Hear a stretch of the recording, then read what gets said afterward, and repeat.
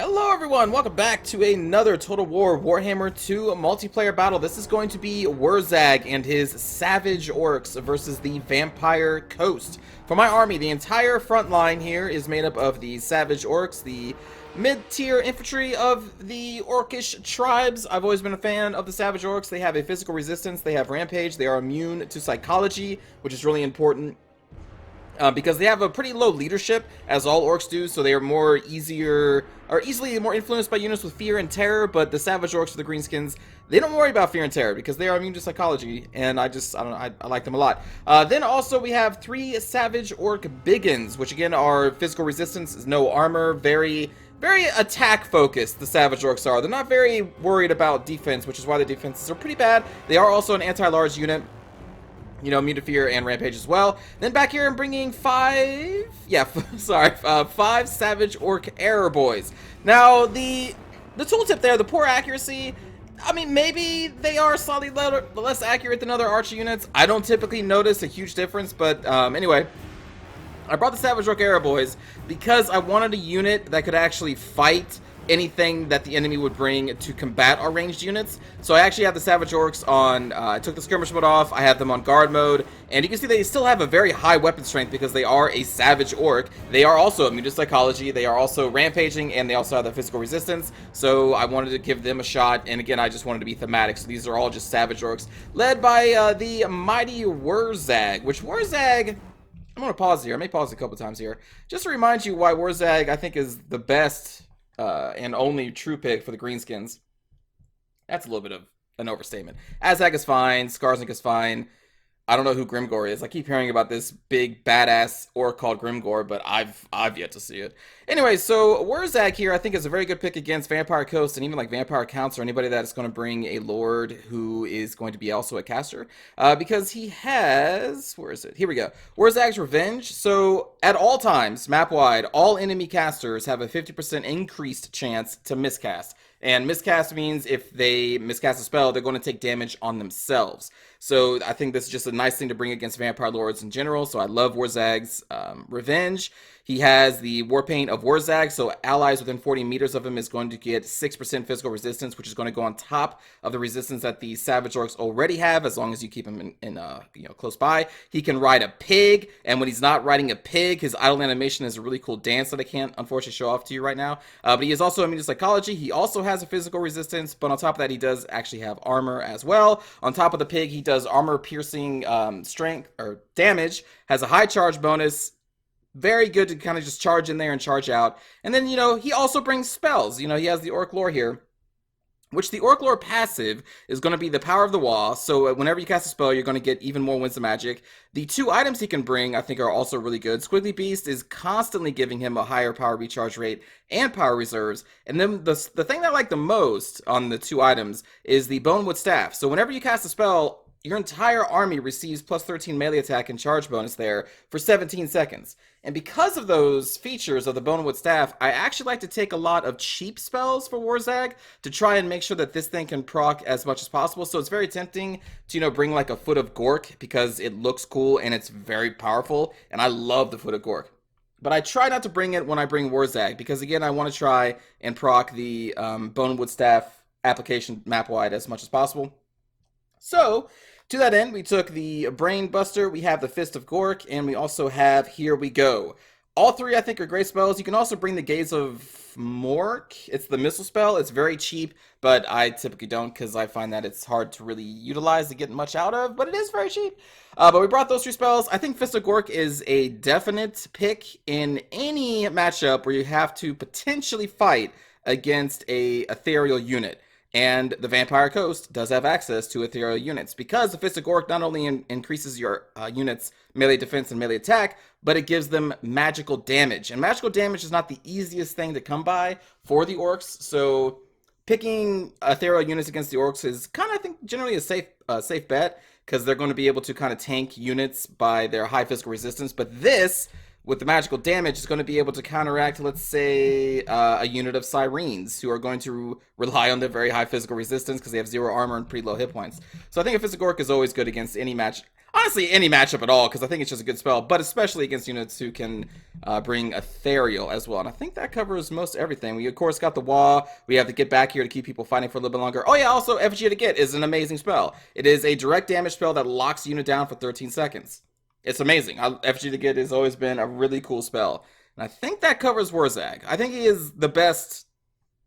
Like, legit, I think he is the best greenskin leader. There could be a case made for Azag because, you know, people really love Deathlore and, you know, Fate of Buna and Spirit Leech and all that stuff. And he can also fly. He's the only Orc Lord that can fly, which is actually a really big and important thing. But I love Wurrzag the most. Anyway, so that's Wurrzag and why I love him so much. What else do we have here? Sorry, I know this is a long-winded introduction, but I just needed to convey my love for Wurrzag. We also have a group of Night Goblins that were Vanguard deployed that are going to have a very long way to go. And also I thought I would try out some Death Creepers. So the Death Creeper... I'll just do this. The Death Creepers are going to be a stalking unit that is also a missile cav with poison damage. And what's really cool about them, since they are stalking, what you can kind of do is really harass the enemy lines. And if they do take some damage, they also have regeneration, so you can kind of just peel them back. They'll go stalking again, and they're just going to regenerate. And then you kind of come back and hit an enemy at like a different position. They're just an harassing unit, and they're very good at it because they're a little tankier than you might think with that regeneration. And they can just stalk away whenever things get really rough. And they have a really high, a decently movement speed. The Wolf Riders are much faster. But I thought I'd try those because I never see them. I never breed them either. For the Vampire Coast, we have two groups of Fellbats. The front line is made up of a bunch of zombies with polearms. We also have that group of Sirens. And in the mid line, we have a group of the Lamprey's Revenge. This is the renowned unit for the crabs, the Promethean crabs specifically. So it's going to be very, very, very tanky crabs. These also have regeneration. And they have people on their back shooting cannons, which is why you see the missile damage right there. So I think it's a pretty cool unit. I do like these a lot. They're super tanky, even more tankier than the normal crab variant, and they have guns that fire at units when they are in melee, so they're pretty cool. They're being led by Count Noctilus, not on his Necrofex, so he's a little tankier in that regard, because I believe he has 70 armor on a Necrofex, but off of the Necrofex he has 110. Still has his bonus versus large armor piercing focus. I think he's still fine on foot. Probably better on the Necrofex, though, because you had that siege potential. Then we also have two groups of Zombie Pirate Gunnery Mob Bombers. Now, I would never pick these, friends. They need to either increase the ammunition, they need to increase the damage, maybe make them cheaper, because they don't really function like Dwarven Miners with satchel charges. If they did, then these would be a really cool pick. But unfortunately, their bombs are very lackluster, and they suck. Listen, friends, I'm not going to sugarcoat it. They are terrible. Don't ever pick these in their current state. Maybe they'll be balanced later. We also have a Gunnery White, which can support a firing line or artillery, and they can also just do a lot of damage, and they are a little tankier when you put them on their mount with the crab there. As you can see, they have 120 armor, slightly more hit points. The armor, I don't honestly remember what the Gunnery White's armor is on foot. I don't think it's very high, though. Also, I don't know for sure, but I'm guessing that his line of sight issues, since he is a rifleman, they need line of sight. I'm assuming a lot of issues are going to be solved because he's, you know, going to be standing over your basic infantry. I think he probably is more effective on... I don't know for sure. I'm just kind of saying that. Maybe is, maybe isn't. Anyway, we also have the Black Spot, which is the renowned unit of gunners, which are anti-large, and can actually take a charge if they're facing the cav head onward, because they have charge defense versus large, and they can bring a unit of cav down. Like, they really can. You got to really be careful about charging into these guys. Excuse me. We also have Queen Bess. Good old Bessie herself. Just... what is there to say about Bess? She is a very powerful weapon. And then back here we also have a group of Zombie Pirate Gunnery Mobs as well. And I'm currently skirmishing with them. I know, long-winded, but I need to talk about a lot of stuff. So, Queen Bess has been firing at me. She may have stopped at this point, but whenever Queen Bess fires... I hope she fires this once more. They may have already stopped, because they've been probably firing a couple shots. So, whenever she fires, as soon as she fires, I have my entire army go backwards for a little bit, and then go forward. Because again, Queen Bess is one of those artillery units that can't really change their field of fire, or their arc after they fire. So whenever the unit fires, it is firing at where it thinks you're going to be on your current speed in your current direction. So you can dodge the shots, which I dodged 2 or 3 of them just by moving the army back for a couple seconds and then moving them forward. So it actually had the enemy stop firing altogether, which is a good call because they were just wasting ammunition. Anyway, we are going to now get into it here. These Sirens are going to go up the middle against some Savage Orcs. I'm going to throw and make sure to throw my Savage Orc Biggins into the Lamprey's Revenge, because this is the reason why I got him. Now, sorry, I'm going to pause it real quick again. Savage Orc stat line You may not think that they can do a lot of damage versus large targets. They don't have halberds. It doesn't have a lot of armor-piercing damage. Only bonus versus large of 8, right? Like, on paper, maybe not the actual best anti-large unit, especially against these guys. They have 120 armor. They are very high melee defense. Just point that out there, not for any reason at all. But my entire army is walled at this point, so their melee attack, speed, and charge bonus is going to be increased. As soon as I start casting some spells, which this is not, this is Get Back Here. I did Get Back Here to try and boost leadership at the center because we do have the Sirens, we do have Count Noctilus, and I knew that my orcs are going to be, like, they're still already about to rout, even with leader nearby with Get Back Here. Oh, wait, what's that? It's been like 20 seconds and the Lamprey's Revenge are almost dead. What? Weird. These guys don't even have halberds. That's odd. So anyway, the center is going to collapse, which is why I did the Get Back Here, but it was not enough to keep these Savage Orcs in line because there was a lot of just nasty stuff coming in here. They were getting bombed at. They had Count Noctilus. They have the Sirens. They have summoned zombie Pyro Deckhand mobs. Meanwhile, my Savage Orcs are just going to be clearing out these bombers because they're out in the open and an easy target that we can fight on. Also, again, I'm sorry that I'm pausing so much, but you can see here what taking a unit out of skirmish mode and putting them on guard does. So these guys are on guard mode. They're being attacked by Fellbats, but they're Savage Orcs, so they have that resistance. Even Savage Orc Arrow Boys are still kind of tough in melee, which is why they cost as much as they do, and exactly the reason why I brought them. And so while the front line is fighting and murdering these Fellbats, the back line is still firing at the target that I want them to, which is the importance of guard mode and taking people off skirmish. If you want them to do this, if you want them to run, then you can maybe leave skirmishing mode off, but typically you want to micromanage that yourself. Anyway, so I have all these Savage Orc Arrow Boys just kind of firing at different targets. They eventually will be firing into Count Noctilus, who is chasing Wurrzag currently. I'm going to need to get Wurrzag away from Count Noctilus. He does not want to fight him one-on-one. Meanwhile, I sent also 2 Savage Orc... Oh, wait, where's the Lampreys? Where's those renowned units of crabs? Oh, wait, no, they're dead! Because Savage Orc Biggins are beasts. And it's crazy, because it doesn't look like it with their stats. It honestly doesn't. Like, I'm not even being sarcastic. Stat-wise, it doesn't look like they should be able to tear down a unit of 120... armor and very high melee defense, but with the bonuses of the Bonewood Staff, because the Bonewood Staff has been proccing throughout this entire battle, giving everyone a buff to their melee attack, and on top of the wall, like, they were basically hitting every single hit anyway, and it's just, I just wanted to point that out. Savage Orcs need some love too, friends. Use them. I sent some Savage Orcs back here to deal with the gun line, so we're into the black spot. We are trying to kill Queen Bess because she is now firing into my units, and I'm not going to be actively dodging her, which is why I sent some units back here to try and deal with her. I'm going to be bringing up... Oh, there they are. The Death Creepers are going to be regenerating and also putting pressure down here. I'm going to send them into melee soon. My Night Goblins are still coming, and they're already winded. They haven't even made it to the fight, and the fight's, like, already well underway. They're just so far away. You can see some Savage Orcs are routing. That's what Orcs do. They will come back. We have a unit of zombie pirates being summoned by Count Noctilus going into our Savage Orcs. I'm just going to let them take this fight. Ideally, you charge, even with the Savage Orcs, because they still have a really good charge bonus. Well, for an archer unit anyway, I should say. But I'm not doing that because there's so many other things I'm micromanaging. You can see Queen Bess over here firing away. I think she's maybe took this unit down to half. I can't remember. Oh, a lot of things to say. So Wurrzag is now retreating from Count Noctilus. I'm going to do my best to keep him away from him, but also try and keep him close enough so that the units around him get that 6% physical resistance, just to try and make him as tanky as possible. And hey, the Night Goblins are finally here. They're going to engage against the Gunnery White, just keep him busy. You can see my Savage Orc Arrow Boys are trying to do some damage to Count Noctilus. Now, he does have 110 armor, so their arrows aren't going to do too much, but under this much arrow fire, even that's going to pierce the armor a little bit. Places out in the open, he's an easy target, and he needs to die, so I'm going to just be focusing him down, I think, for most of the rest of this match, as much as I can. In the back, we finally almost have Queen Bess dealt with. We have all of their guns, for the most part, dealt with. Savage Orcs doing a really good job there. We have more summons coming down from Count Noctilus, trying to get into our Savage Orcs, who are finishing off their zombie pirate gunnery mob. There's still one more in here that we're throwing our Night Goblins into, because, ideally... Another thing you need to watch out for is, I think I was actually running these after Count Noctilus or some other unit here. Now, a common tactic would be to run like a Gunnery White or some kind of tanky hero into a unit, and then the unit's going to surround that hero and just sit there for days and do basically nothing against the hero.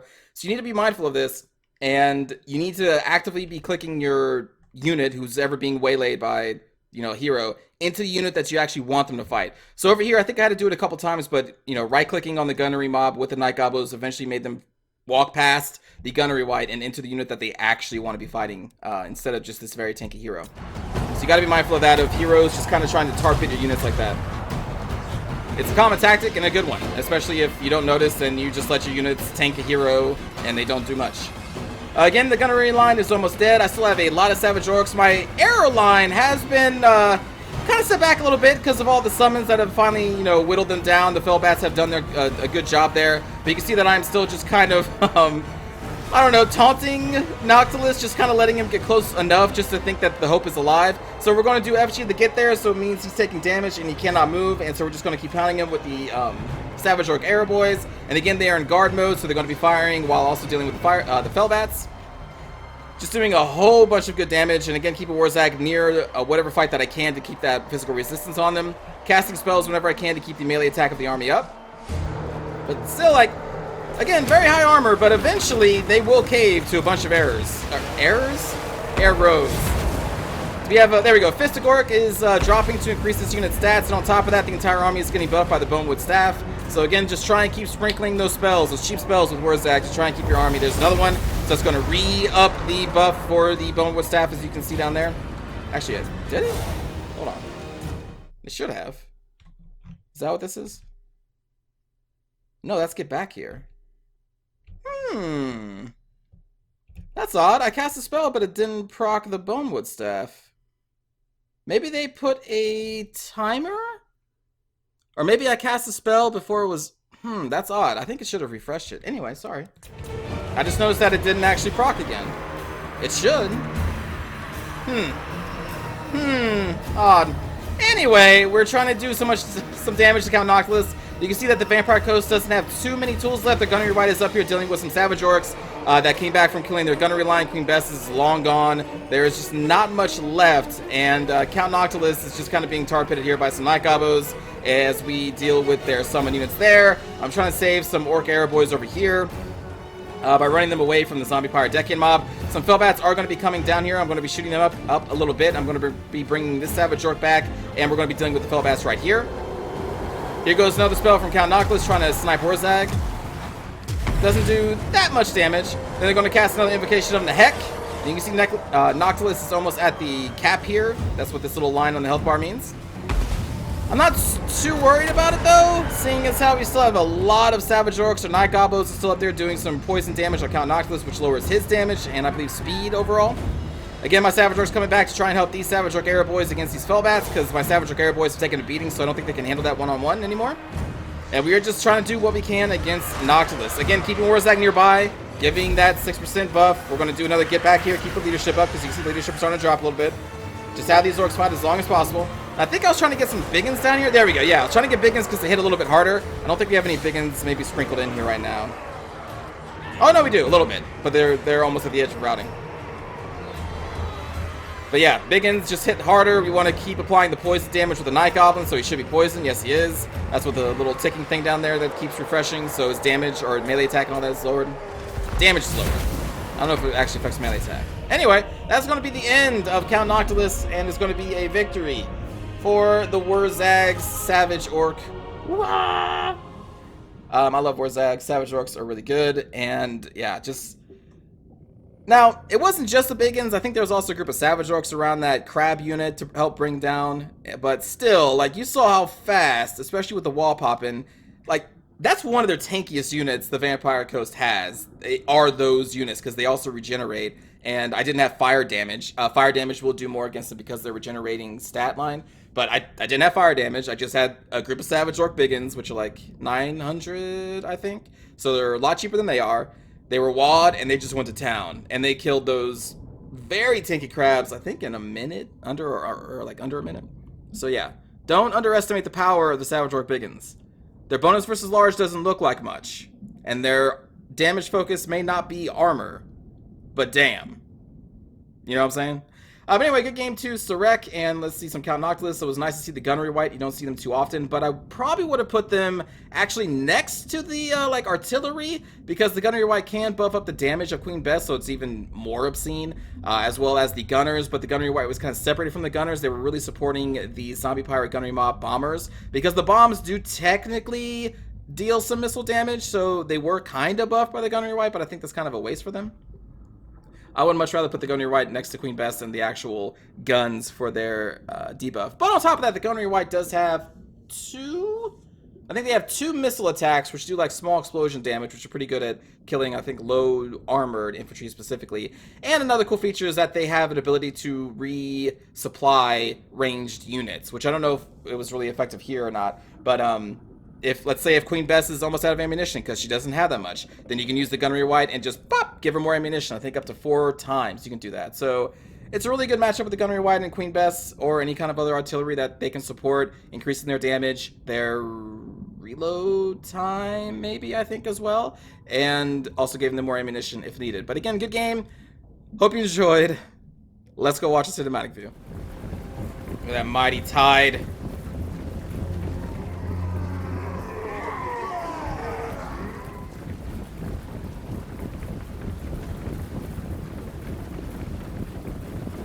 Just a bunch of orcs out having fun.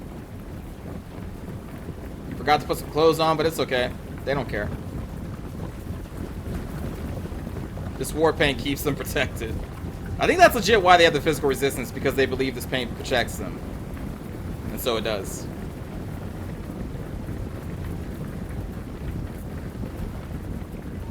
That's how a lot of orcish powers typically work. They believe it should work, so therefore it does. It's odd, but cool.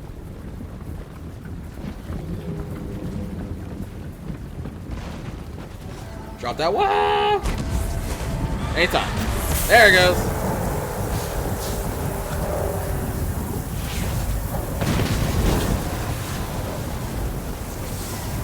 There's a very tanky, there's some savage orc biggins against some tanky crabs. Oh.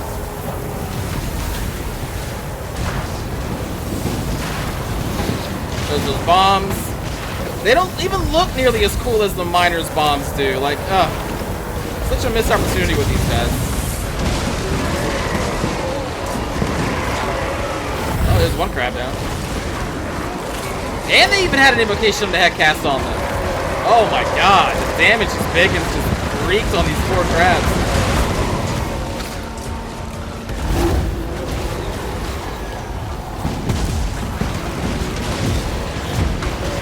They don't last for too much longer.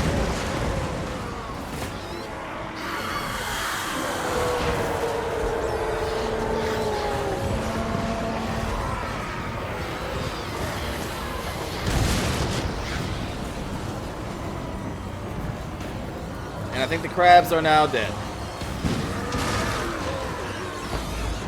Look at these guys. They don't care that this fell bats in their face. They're just like, we're still gonna fire our bows. Okay, that guy was just looking at the ground. Listen, I never said Savage Rogue Era Boys were the smartest bunch, okay?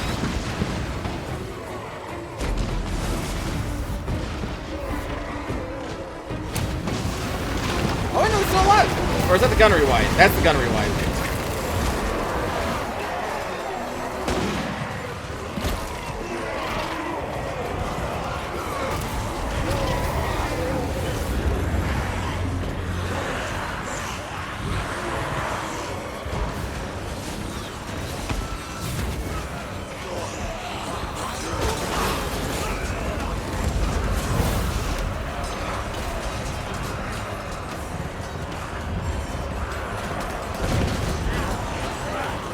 Savage Orcs are just taking a break. They're not running away. They didn't need to catch their breath.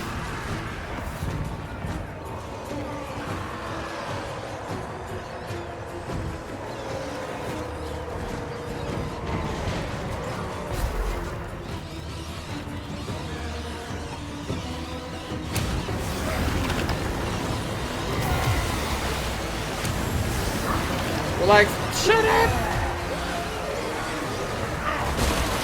Oh, God.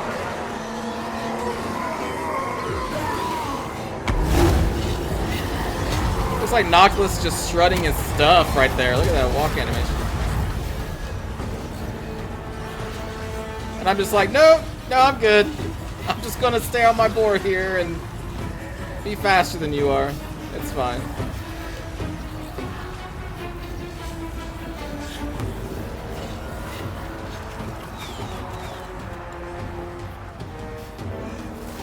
And there's FG to get. Savage Orc's going to be opening fire.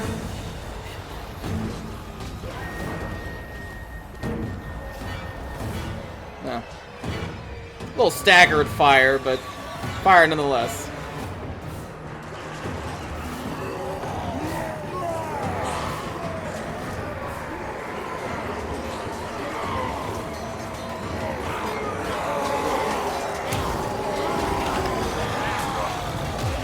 that chopper out, boys.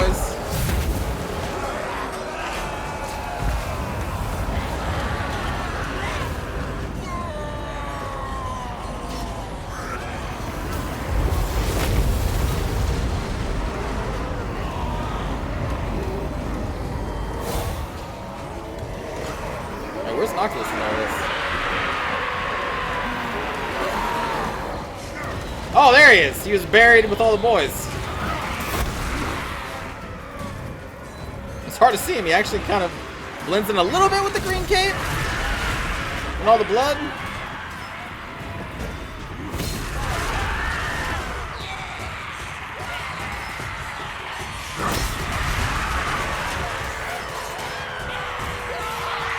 More boys on the horizon.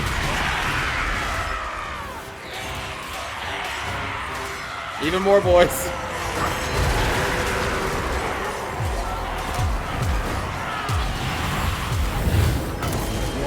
Get him!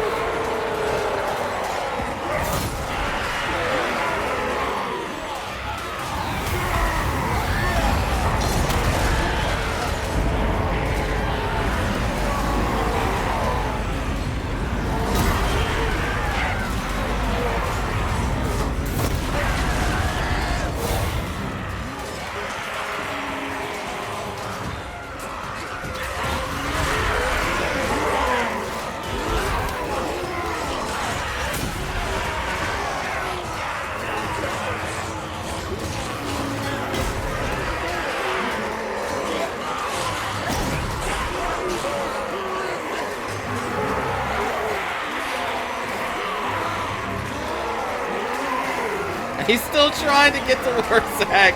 Like, just taunting him the whole game, just barely out of reach. And I'm like, nope, nope, nope, I'm good. I choose not to be caught.